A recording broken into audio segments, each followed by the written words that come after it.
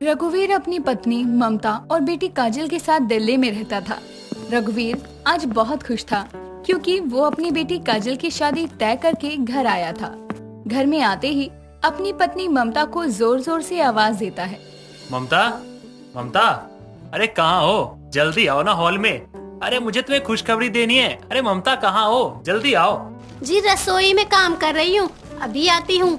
ममता की बात सुनकर रघुवीर से सब्र नहीं होता और वो रसोई में जाकर ममता का हाथ पकड़कर हॉल में लेकर आता है। अरे रसोई का काम तुम बाद में कर लेना। अरे पहले मेरी बात सुनो। काजल का रिश्ता पक्का हो गया है। उन लोगों ने शादी के लिए हाँ कर दी है। अब बस तुम शादी की तैयारियों में लग जाओ। आप सच कह रहे हैं ना? मुझे तो यकीन ही नहीं हो रहा। कहीं आप मजाक तो नहीं कर रहे ना? तुम्हारा दिमाग ठीक है?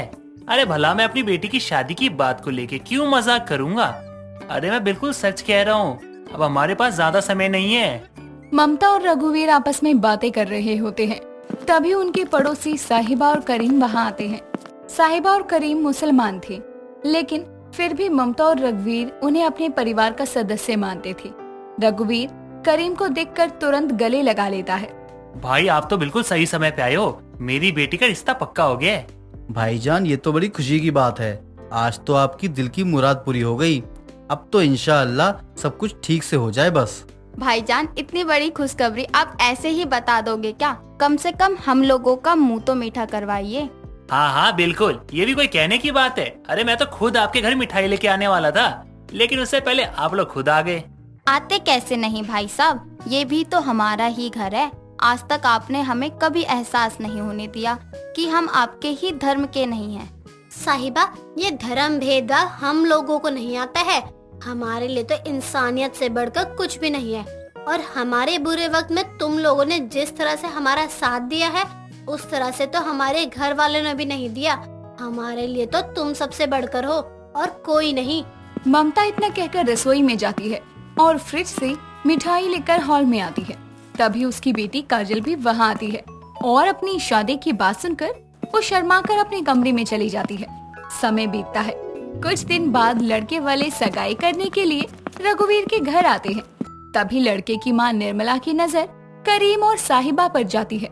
अरे आप लोगों को यहाँ किसने बुलाया है? आप लोग तो हमारी तरफ से नहीं हैं, क्योंकि हमारे यहाँ तो कोई भी मुसलमान नहीं है। मोहतरमा, हम आपकी तरफ से नहीं बल्कि अपने भाईजान रघुवीर और भाभीजान ममता की तरफ से हैं। हम लोग उनके पड़ोसी हैं। उन्होंने ही हमें यहाँ पर बुलाया है। भाई साहब, आप ये क्या कह रहे हैं? आप जानते हैं कि हम लोग हिंदू हैं, हिंदू। फिर भी आप लोगों ने इनको यहाँ बुला लिया। इसमें परेशानी क्या है? करीम भाई और साहिबा हमारे न पड़ोसी है।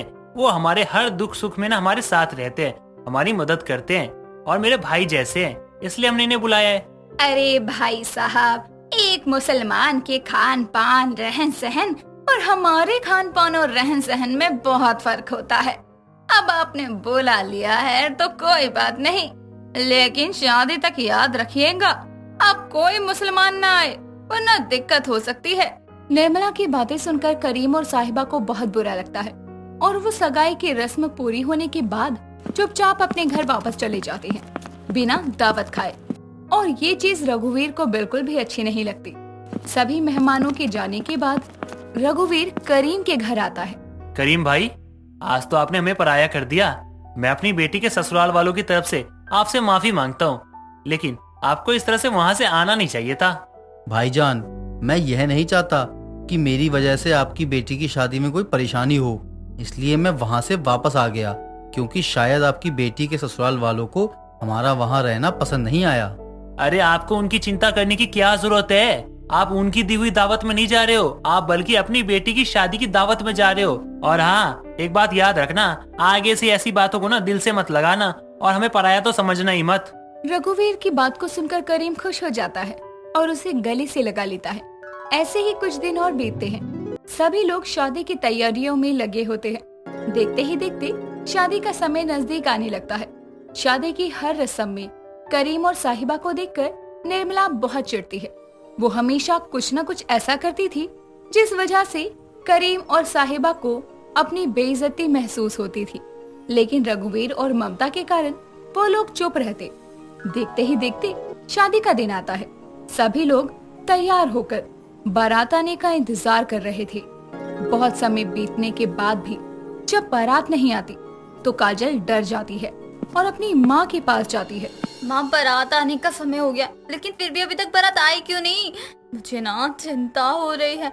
मुझे लगता है हमारे घर के फंक्शन में ना साहिबा चाची और करीम चाचा का होना मेरी सास को अच्छा नहीं लगा। कहीं अगर वो बारात लेकर नहीं आए तो क्या होगा माँ? नहीं बेटी, तू चिंता मत कर, ऐसा कुछ नहीं होगा। तेरी सास की सोच गलत है। तू ही बता, हम करीम और साहिबा को अपने घर आने या शादी में आने से कैसे रोक सकते हैं? आखिरकार वो हमारे पड़ोसी हैं। माँ, मुझे मेरी शादी में हिंदू मुस्लिम की एक दावत से कोई परेशानी नहीं है, लेकिन मेरे ससुराल वालों को है। कहीं हमने अपने घर में जो इंतजाम किया है उनको पसंद नहीं आया तो कहीं शादी में कोई परेशानी ना हो जाए माँ। ऐसा कुछ नहीं होगा। हमने सभी लोगों के लिए अलग अलग इंतजाम किया है, नॉनवेज से लेकर वेज तक। किसी चीज की कोई दिक्कत नहीं होगी, तू परेशान मत हो। काजल और ममता आपस में बातें कर रहे थे, तभी उनके द्वार पर बारात आने की खबर आती है, जिसे सुनकर दोनों की जान में जान आ जाती है और ममता आरती की थाली लेकर द्वार पर पहुंच जाती है और दूल्हे की आरती उतारकर उन्हें अंदर लेकर आती है। तभी फिर से निर्मला की नजर खाने के 2 स्टॉल्स पर जाती है, जहां एक तरफ नॉनवेज था, वहीं दूसरी तरफ वेज खाना था। भाई साहब, मैंने आपको पहले ही कहा था कि मेरे बेटे की शादी की दावत में कोई कमी नहीं रहनी चाहिए, लेकिन आपने तो हिंदू मुस्लिम की एक ही दावत रख दी। राम राम, अपनी बेटी की शादी में तभी तो नॉनवेज बनवाया है। समधन जी, हमने आपको पहले ही बताया था, हमें धर्मों में भेदभाव करना नहीं आता। और मेरी जान पहचान में, दोस्त यार में दोनों धर्म के लोग आते हैं, और मैं अपनी इकलौती बेटी की शादी में उन्हें कैसे ना बुलाऊं? उनके लिए अलग से दावत थोड़ी दूंगा मैं। लेकिन मैं नहीं चाहती कि मेरी बेटे की शादी में कोई मुसलमान हो, क्योंकि मैं तो शुद्ध शाकाहारी हूँ, कह देती हूँ। और अगर आप इन्हें बुलाएंगे तो आपको नॉन वेज तो रखना ही पड़ेगा। निर्मला जी, आपको हर चीज से इतनी परेशानी क्यों है? आपको नॉनवेज नहीं पसंद तो मत खाइए, लेकिन अब उसके लिए हम अपने मेहमानों और जान पहचान वालों को तो नहीं छोड़ सकते हैं ना। देखिए, मैं आप लोगों को पहले ही उन्हें छोड़ने के लिए नहीं बोल रही हूँ, बस इस शादी में उन्हें मत बुलाइए, क्योंकि ये शादी मेरे बेटे की है, मेरे बेटे की।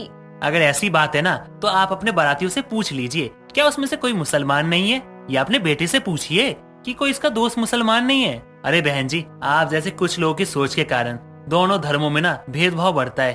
अरे आग लगे आपके रिश्ते को, अगर आप मेरी छोटी सी बात नहीं मान सकते। अरे हम लड़के वाले हैं, लड़के वाले। मैं आपकी बात मान लूंगा बहन जी, अगर आपकी बारातियों में कोई मुसलमान नहीं हुआ तो मैं अपने सारे मुस्लिम दोस्तों को यहाँ से जाने के लिए कह दूंगा और उन्हें बाद में दावत दे दूंगा। अगर हुए तो आपको हिंदू और मुस्लिम की दावत में शामिल होना होगा, वो भी खुशी के साथ। ठीक है, मुझे मंजूर है। अगर मेरे बारातियों में भी मुसलमान हुआ तो मैं हिंदू मुसलमान की एक दावत को स्वीकार कर लूंगी, वो भी हंसते खेलते। रघुवीर और निर्मला की बात सुनकर बारातियों में जितने भी मुसलमान थे सभी अपने हाथ खड़े कर लेते हैं, जिससे निर्मला का मुंह बंद हो जाता है और उसे अपनी जुबान के मुताबिक हिंदू मुस्लिम की एक दावत को स्वीकार करना पड़ता है, वो भी खुशी के साथ। इस तरह से रघुवीर की दी हुई हिंदू मुस्लिम की एक दावत आखिरकार पूरी होती है, जो कि समाज के लिए एक मिसाल भी होती है। एक चाकू को हाथ में पकड़े रिया अपनी कमरे में बैठी हुई थी। तभी अचानक उसकी माँ कमला वहाँ आती है और उसके हाथ में चाकू देखकर चिल्लाते हुए कहती है, ए पागल, ये क्या कर रही है? चाकू क्यों लिया है तूने हाथ में? किसका खून करने जा रही है? हाँ माँ, खून करूंगी, वो भी उस लड़के का जिसको आपने आज देखने के लिए बुलाया है। तू पागल हो गई है क्या? अरे तुझे शादी नहीं करनी तो मत करना, लेकिन ऐसे किसी का खून करना, तू कोई खूनी थोड़ी है। क्या माँ, डर गई? मैं तो मजाक कर रही थी। ये चाकू तो मैं एप्पल काटने के लिए लाई थी। अच्छा, आ गए क्या आपके लड़के वाले? पागल कहीं की, ऐसा मजाक अपने ससुराल में मत करियो, वरना वो लोग तुझे सच में खून करने वाली बहू समझ लेंगे। अब तैयार हो जा, वो आने वाले हैं। कुछ देर में कमला के घर मयंक नाम का लड़का अपनी माँ भावना और बहन सुनीता के साथ आता है। रिया उनके स्वागत के लिए चाय नाश्ता लाती है। लड़के वालों को रिया बहुत पसंद आती है और रिया को भी लड़का बहुत पसंद था। दोनों परिवार की सहमति से रिश्ता फिक्स हो जाता है। समय गुजरता है और शादी की रस्में दोनों घरों में शुरू होती है। तभी एक शाम मेहंदी की रस्म वाले दिन एक लड़का औरतों की तरह साड़ी में छुपकर रिया के घर आता है और उसके पीछे उसके कमरे में चला जाता है और अंदर जाकर कुंडी बंद कर लेता है। कौन हो तुम और मेरे कमरे में क्या कर रही हो? वो लड़का अपने चेहरे से घूंघट हटाता है तो उस घूंघट के नीचे का चेहरा देखकर रिया हैरान होकर कहती है, कुणाल, तुम यहाँ क्या कर रहे हो? तुम जानते नहीं हो मेरी शादी की रस्में चल रही हैं। मुझे बर्बाद करके तुम शादी करने जा रही हो। तुमने पूरे कॉलेज में मुझे बदनाम करके रख दिया। मुझे कॉलेज छोड़ना पड़ा और अब तुम खुद शादी कर रही हो। हाँ तो तुमने मेरे साथ कॉलेज में इतना बड़ा प्रैंक किया था कि मैं तुम्हारी गर्लफ्रेंड हूँ, तो कैसे तुमको छोड़ देती? प्रैंक ही तो था ना। तुमने तो मुझ पर छेड़छाड़ का इल्जाम लगा दिया, कॉलेज से निकलवा दिया। अब मैं भी तुम्हारी शादी तोड़ूंगा। बाहर जाकर सबको बोलूंगा कि मेरा तुम्हारा चक्कर चल रहा है। कोई ना कोई तो दूल्हे के घर तक ये खबर पहुंचा देगा। तुम ऐसा कुछ नहीं करोगे। कुणाल रिया की एक नहीं सुनता और बाहर जाने लगता है। तभी रिया अपने कमरे की टेबल पर पड़ा चाकू उठाकर बिना सोचे समझे कुणाल की पीठ पर मार देती है और वो वहीं मर जाता है। ये मैंने क्या किया? हे भगवान, खून! अब मैं क्या करूं? रिया डरी हुई थी। तभी उसको उसके कमरे के बाहर से अपनी माँ की आवाज सुनाई देती है। रिया, रिया, कहाँ है? बाहर आ या मैं आऊँ? पैरों में मेहंदी लगनी बाकी है बेटा। माँ आ रही हूँ, आप नीचे ही रहो। रिया अब जल्दी से कुणाल की लाश को बेड के नीचे सरका देती है और खून के दाग भी साफ करके अपने हाथ धोकर नीचे चली जाती है, जहाँ उसके हाथों की मेहंदी को छूटा देखकर कमला कहती है, ये क्या? इतनी जल्दी मेहंदी हटा दी? पागल लड़की, अब मेहंदी का रंग भी नहीं चढ़ेगा हाथों में। माँ, अब ये हाथ खून से रंग गए हैं तो मैं मेहंदी से क्या ही रंगूं? रिया पैरों में मेहंदी लगवा कर कमरे में चली जाती है। आधी रात को जब सब सो रहे थे तो रिया किसी तरह कुणाल की लाश को एक सूटकेस में डालकर अपने घर के पास के एक बहते हुए गंदे नाले में फेंक देती है और किसी को पता लगने से पहले घर आ जाती है। अगली सुबह शादी का दिन था। शाम होते होते शादी की पूरी तैयारी होती है और बारात के आने के बाद शादी की रस्में पूरी होकर रिया अपने ससुराल आती है, जहाँ उसकी सास उससे कहती है, आओ बहू, इस घर में तुम्हारा स्वागत है। मेरे बेटे की शादी के बाद आखिरकार इस घर को उसकी लक्ष्मी मिल ही गई। बहू, इस लाल हाथों की छाप दीवार पर लगा दो। रिया आलती में लाल पानी देखकर डरते हुए कहती है, खून? अरे भाभी, खून नहीं है ये। आप बिना ऐसे डर रही हो जैसे किसी का खून करके आई हो। क्या अब भी खून की बातें करने लग गए? चलिए अब अंदर भी आने दीजिए। रिया का स्वागत होता है। वो अपने ससुराल में कदम रखती है। अगले दिन रिया की मुंह दिखाई थी। सभी मेहमानों के बीच वो सज धज कर बैठी थी। तभी उसकी नजर उसके घर के दरवाजे पर जाती है, जहाँ कुणाल की गर्लफ्रेंड रीना खड़ी थी। उसको देखकर रिया खुद से कहती है, ये कहीं कुणाल को ढूंढते ढूंढते तो नहीं आई है। हे भगवान, अब मैं क्या करूं? माँ जी, मैं जरा अभी आती हूँ, वो मुझे वॉशरूम जाना है। हाँ बहू, जा हुआ। सुनीता, भाभी को वॉशरूम लेकर चली जा। नहीं माँ जी, मैं चली जाऊंगी, आप सब बैठो। रिया मेहमानों के बीच से उठकर रसोई में जाती है और वहाँ से चाकू को अपनी साड़ी के पल्लू में छुपाकर वहाँ से सीधा सबके बीच आती है। रीना को ऐसे किसी के घर में आना अजीब लग रहा था, लेकिन वो घर के बाहर ही खड़ी रहती है। कुछ देर में सारे मेहमान चले जाते हैं और भावना और सुनीता भी आराम करने चली जाती है। तभी रिया सबकी नजरों से छुपकर बाहर खड़ी रीना का हाथ पकड़कर उसको घर के पीछे ले जाती है, जहाँ रीना अपना हाथ छुड़ाते हुए कहती है, रिया, मेरा हाथ छोड़ो और ये बताओ कि कुणाल कहाँ है? क्यों आई हो यहाँ और कुणाल कहाँ है? ये तुम मुझसे क्यों पूछ रही हो?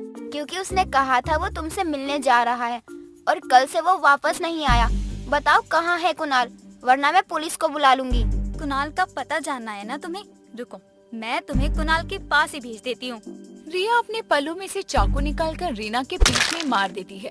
उसकी जान चली जाती है, लेकिन ये सब करते हुए उसे सुनीता देख लेती है और वो दबे पांव घर में जाने के लिए मुड़ी ही थी कि तभी उसके पैर से जमीन पर एक बोतल टकरा जाती है और आवाज होने से रिया की नजर सुनीता पर पड़ जाती है। भाभी मुझे कुछ मत करना, मैं किसी को कुछ नहीं बताऊंगी। सुनीता, तुम्हें ये सब देखना ही नहीं चाहिए था। क्यों आई आखिर तुम यहाँ? मैं किसी को कुछ नहीं बताऊंगी भाभी। माफ करना ननद जी, मुझे अपने 2 खून को छुपाने के लिए ये तीसरा भी करना ही पड़ेगा। इतना बोलकर रिया सुनीता के भी चाकू मार देती है और उन दोनों की लाश घर के पीछे के आंगन में गड्ढा खोदकर दफना देती है और उसके ऊपर बहुत सारे पौधे लगा देती है। ये सब करते हुए शाम हो जाती है।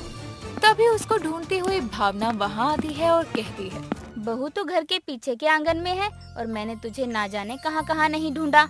माँ जी, वो मैं खाली बैठी थी तो सोचा आंगन में आकर पौधे लगा लूं। मुझे हरियाली बहुत पसंद है ना। अच्छा ये बता, सुनीता कहाँ गई? माँ जी पता नहीं, मैंने तो नहीं देखा, मैं तो यहाँ काम कर रही थी। रिया भावना के साथ घर में आती है और सुनीता को ढूंढने का ड्रामा करती है। वो सुनीता के कमरे में जाकर उसकी हैंडराइटिंग कॉपी करके एक लेटर लिखकर उसे लेकर हॉल में आती है और कहती है, माँ जी सुनीता भाग गई घर से। देखिए ये खत मुझे उसके कमरे की तकिए के नीचे से मिला है। क्या? हे भगवान, इस लड़की ने मुझे कहीं मुंह दिखाने लायक नहीं छोड़ा। भावना ये बात मयंक को बता देती है। पूरा परिवार सुनीता को सब जगह ढूंढता है लेकिन उसका कहीं पता नहीं चलता। समय गुजरता है। भावना की 2 पड़ोसन उसके घर उसको कुछ बताने आती है लेकिन भावना वहाँ नहीं थी और घर पर रिया को देखकर वो दोनों डरती हुई कहती हैं, हम बाद में आ जाएंगे, चलो बहन। अरे पर रिया उनके अजीब बर्ताव को देखकर समझ नहीं पाती। लेकिन तभी उसकी नजर एक पड़ोसन के हाथ पर जाती है जिसमें वही चाकू था जिससे रिया ने सुनीता और रीना का खून किया था। वो ये देखकर समझ जाती है कि ये औरतें क्यों आई हैं, जिसके चलते रिया अचानक से जाकर उनके हाथों से वो चाकू छीन कर कहती है, तो आप दोनों मेरी सास को सच बताने आई थी। आप दोनों ने देख लिया था क्या मुझे खून करते हुए? बहू हमको जाने दे, हमने कुछ नहीं देखा। हमने भी कुछ नहीं देखा था, हमें जाने दो। रिया बिना आवताव देखे उन दोनों औरतों के गले चाकू से काट देती है लेकिन वो ये नहीं देख पाती कि दरवाजे पर भावना और मयंक खड़े थे। रिया का ये रूप देखकर भावना चिल्ला देती है और तभी रिया पीछे मुड़कर देखती है। तुम एक खूनी हो ये हम सपने में भी नहीं सोच सकते थे। माँ चलो बाहर चलो। मयंक अपनी माँ को लेकर घर से बाहर भागता है और घर के बाहर से दरवाजा लगाकर पुलिस को कॉल करता है। कुछ देर में पुलिस आती है तो रिया के कबूलनामे से पता चलता है कि उसने अब तक 1-2 नहीं 5-5 खून किए हैं, जिसके चलते उसको फांसी की सजा मिलती है। और उसके बाद घर के आंगन से सुनीता और रीना की लाशें निकालकर उनका विधि पूर्वक अंतिम संस्कार किया जाता है।